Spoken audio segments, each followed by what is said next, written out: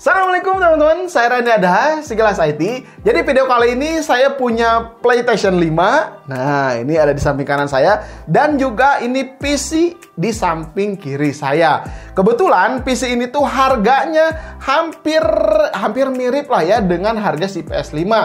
Kalau kita lihat harga PS5 ini di e-commerce tuh banyak yang jual 7,5, ada yang 8 juta bahkan ya. Anggap aja lah 7,5, terus dapat sticknya 1. Nah, dapat sticknya 1. Dan si PC ini harganya sekitar 8 jutaan. Ya kebetulan aja gitu ya, speknya adanya ini, jadi ya kurang lebih sama lah. Tapi ini juga belum termasuk casing dan AIO water cooler gitu ya. Kalau misalkan kalian pengen rakit PC yang hampir mirip dengan si PlayStation 5, mungkin bisa pakai racikan seperti ini. Menggunakan Ryzen 5 3600, motherboardnya kasih B550 yang paling murah, tapi udah support PCIe Gen 4 ya. Karena si PlayStation 5 kan udah menggunakan PCIe Gen 4 ya, biar sama gitu. Terus untuk memori RAM-nya 2x8 GB, 2666 MHz aja. Cari yang nggak ada heatsinknya dari Phenomer X, dari Hyperion, dari pokoknya yang murah-murah lah ya, 8 GB 200 ribuan gitu ya. Terus untuk storage-nya, bisa yang pakai 1 TB.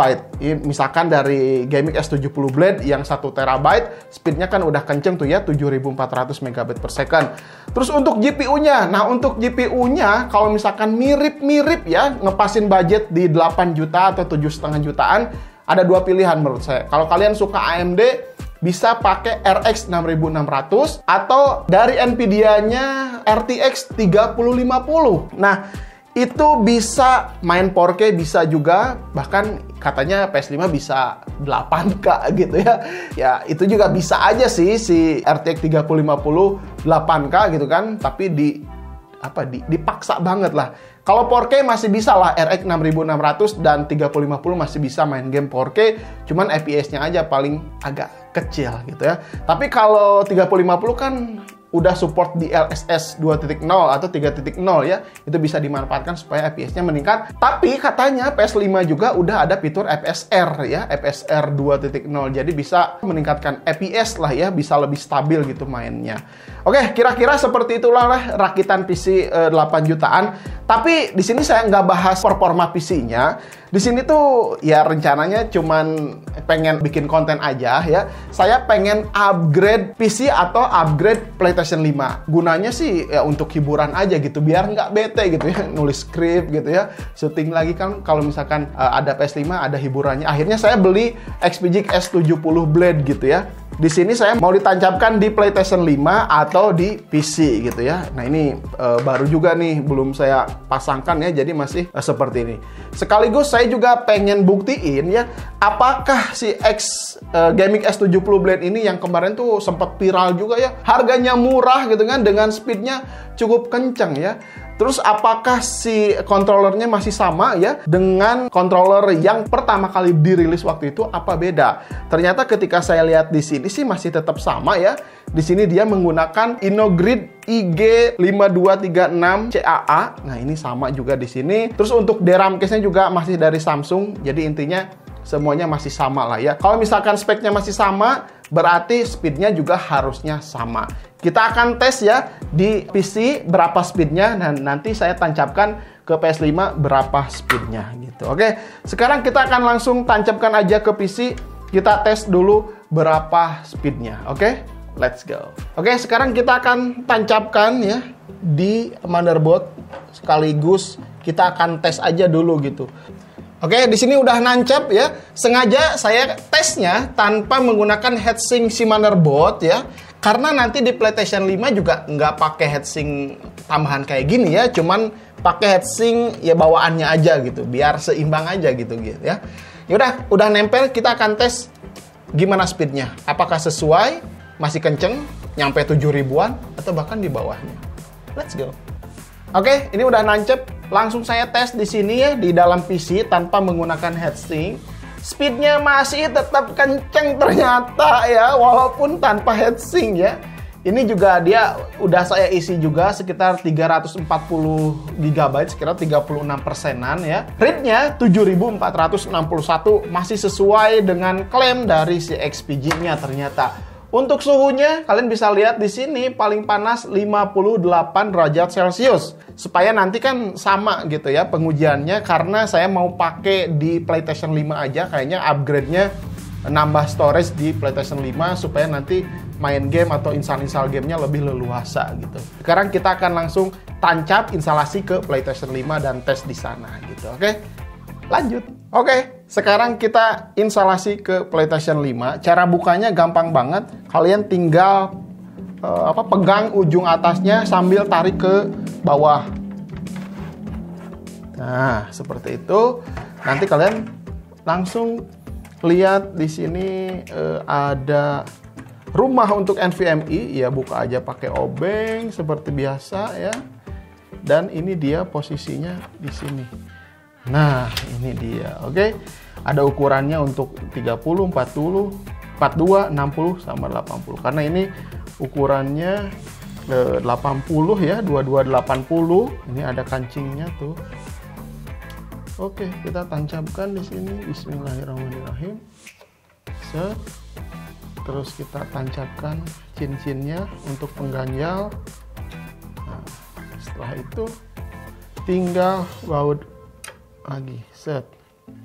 Nah, ini kan sama pengujiannya, nanti suhunya sama seperti tadi di PC ya, tanpa menggunakan heatsink tambahan si motherboardnya ya. Jadi hanya mengandalkan heatsink bawaan dari NVMe-nya. Oke. Jadi saran saya sih kalau misalnya kalian mau upgrade NVMe untuk PlayStation 5, ya carilah NVMe yang ada heatsinknya. Ya kayak gini lah contohnya si S70 Blade ini. Oke. Udah kenceng.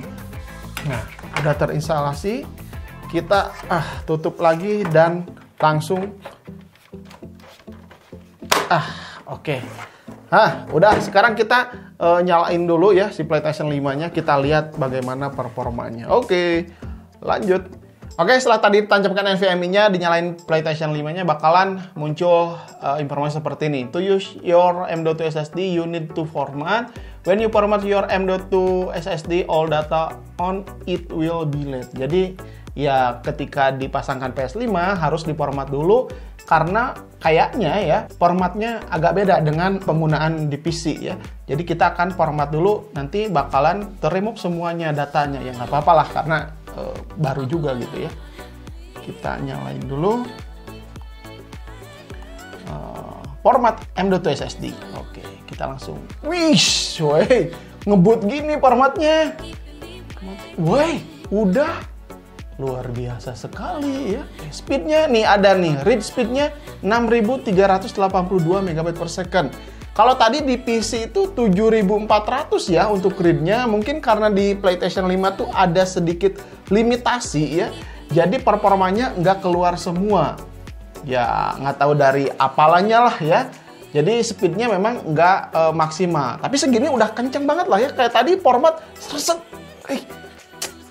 Oke, kita akan langsung masuk dan kita langsung ya kita tinggal tunggu dulu aja beberapa saat. Wah, kita langsung mantap banget ini. PlayStation 5 memang buat hiburan ya. Nah, kalian bisa lihat di sini ya untuk konsol storage-nya 667 dan M.2 SSD. Nah, sekarang udah ada XPG Gaming S70 Blade 1 TB kosong. Oke, sekarang kita akan coba copy file ya. Kita pindahin ya si game-game yang ada di PlayStation 5 ini, kita pindahin dulu ke NVMe. Gimana kecepatannya? Kita cari yang paling besar aja lah. Nah ini nih si God of War ya. God of War, kita select item to move to SSD mana? Item to move God of War. Nah, lihat kecepatannya, 45 GB cuman 30 detik aja. Luar biasa banget. Jadi ya memang lah ya, PlayStation 5 ya, terus teknologinya udah kencang, harus didukung juga dengan NVMe yang super ngebut juga, supaya nanti loading bootingnya semakin kencang juga. Ini 45 GB cuman 29 detik ya, keren banget. Oke, kita akan coba nanti loadingnya setelah menggunakan atau si gamenya tersimpan di NVMe XPG Gaming S70 Blade dan si game yang tersimpan di storage bawaannya PS5. Apakah ada perbedaan booting, loadingnya atau sama aja? Kita akan tes nanti di sini, oke? Oke, karena nggak ada benchmarknya di PS5 ini, jadi saya coba tes copy paste game God of War ini. Dari storage PS5 ke XPG S70 Blade hanya membutuhkan waktu 30 detik aja. Ketika sebaliknya memerlukan waktu sekitar 4 menitan. Wah, di sini udah kelihatan ya perbedaannya. Speed read S70 Blade ini berasa sangat kencang. Sekarang kita akan tes loading game atau read storage ya, saat game berada di storage PS5 dan ketika game berada atau diinstalkan di XPG S70 Blade ini. Sekilas sih lebih cepat sedikit aja ketika game berada di NVMe ini, walaupun ya nggak terlalu berasa lah ya. Bedanya cuman beberapa detik aja. Menurut kalian ngaruh nggak sih kalau kayak gini? Coba kasih tahu dong di komentar.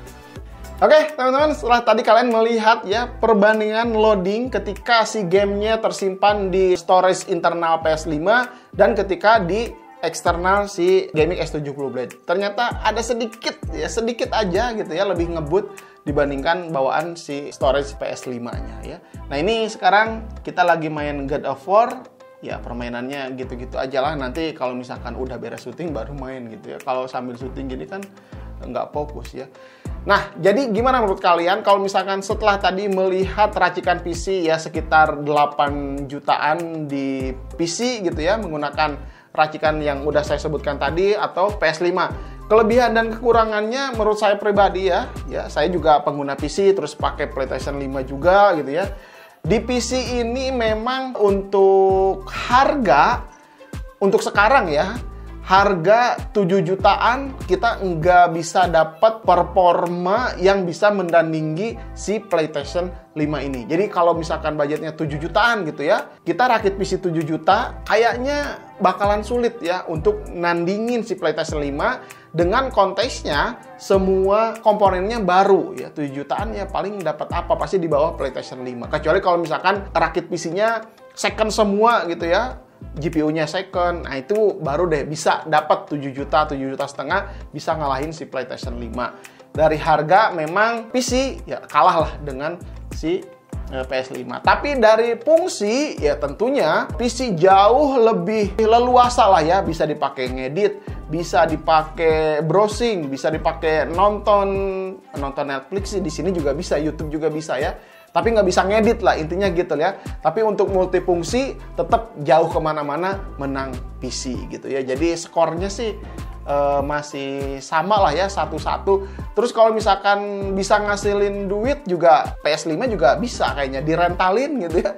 Bisa dapat duit juga. Kalau PC ya kita bisa bikin konten atau bisa direntalin juga bisa gitu, jadi warnet ya.